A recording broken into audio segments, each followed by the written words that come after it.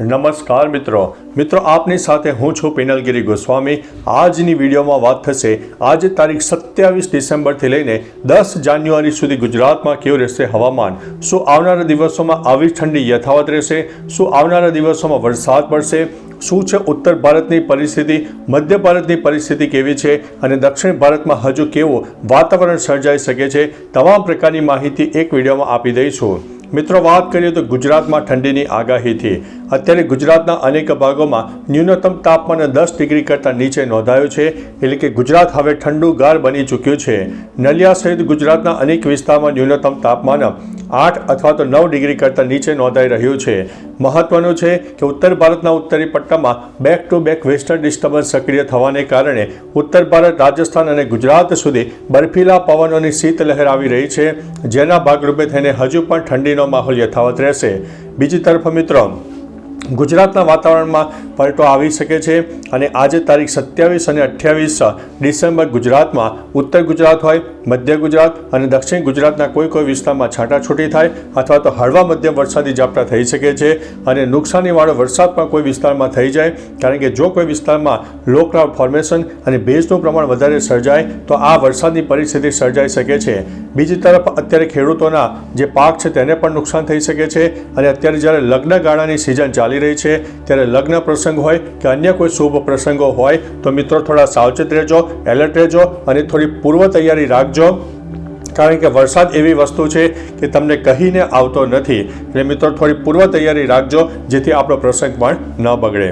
બીજી તરફ મિત્રો એર ક્વોલિટી ઇન્ડેક્સ પર અત્યારે હાઈ લેવલ ઉપર જઈ રહ્યો છે, જેમાં અનેક વિસ્તારમાં 200થી લઈને 260 એર ક્વોલિટી ઇન્ડેક્સ જોવા મળી શકે છે, એટલે ગુજરાતમાં આજ રોજ પ્રદૂષણનું પ્રમાણ પણ વધારે જોવા મળનારું છે। આગામી 2-3 દિવસ વરસાદી માહોલ રહેશે અને ત્યારબાદ 1 ડિસેમ્બરથી આ જે વાદળછાયું વાતાવરણ છે ધીમે ધીમે હટવાનું શરૂ થઈ જશે। અત્યારે જે વરસાદી માહોલ જામશે તેમાં રાજસ્થાન, મધ્યપ્રદેશ સહિત દક્ષિણ ભારતના પણ અનેક ભાગોમાં વરસાદની શક્યતા રહેલી છે, કોઈ વિસ્તારમાં અડધા ઇંચ જેટલો પણ વરસાદ થઈ શકે છે। બીજી તરફ મિત્રો બંગાળની ખાડી અને અરબી સમુદ્ર પણ એક કહી શકાય કે 20% એક્ટિવ છે, જેના ભાગરૂપે થઈને દક્ષિણ ભારતના પણ કોઈ વિસ્તારમાં છાંટાછૂટી અથવા તો હળવા મધ્યમ વરસાદની શક્યતા રહેલી છે। હવે મિત્રો વાત કરીએ તો જાન્યુઆરી મહિનાની 1થી લઈને 10 જાન્યુઆરી સુધી ગુજરાતમાં કેવું રહેશે હવામાન। ગુજરાતમાં ઠંડીનો માહોલ જાન્યુઆરીના પ્રથમ 10 દિવસ દરમિયાન પણ યથાવત રહેશે।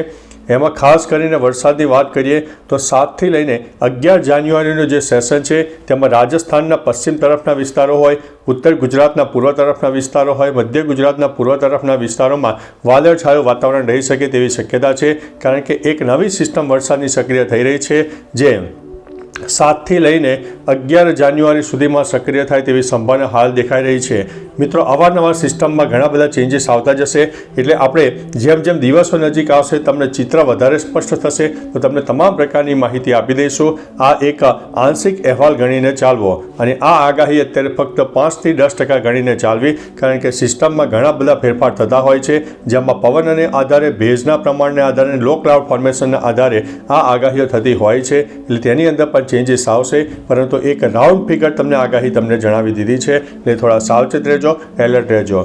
બાકી મિત્રો હવે ગુજરાતના અનેક ભાગોમાં કોઈ વિસ્તારમાં તો ધુમ્મસનું પ્રમાણ વધારે જોવા મળે, જેમાં વિઝિબિલિટી 0 થઈ જાય તેવી શક્યતા છે અને ધુમ્મસ સાથે ભેજનું પ્રમાણ વધારે સર્જાય, જેના કારણે તબિયત બગડવાના ચાન્સીસ વધારે રહેશે, એટલે કે શરીરમાં જે કહી શકાય કે નાદુરસ્ત તમે તબિયત પણ થઈ શકે તેવી સંભાવના દેખાઈ રહી છે।